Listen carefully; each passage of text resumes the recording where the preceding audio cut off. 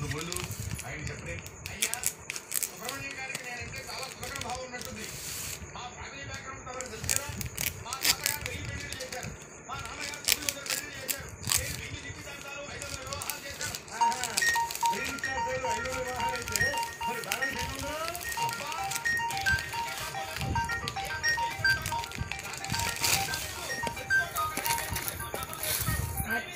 Phone చేసి silent ఉండు.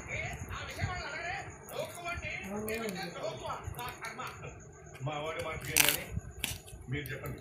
అయ్యా అమృత ఘడియలు దాటకపోతే ఆ విషయం చెప్తాను. మన అబ్బాయి అద్భుతమైన సంబంధం చూశారనుకోండి. సంబంధం అంటే అల్లాటప్ప సంబంధం కాదు, కత్తి సంబంధం అండి. ఆ మాట్లాడాల్సింది మేము చూడండి. డిగ్రీ పూర్తయ్యే వరకు మా వాడికి పెళ్లి చేసే ఆలోచన చెప్పాను కదా.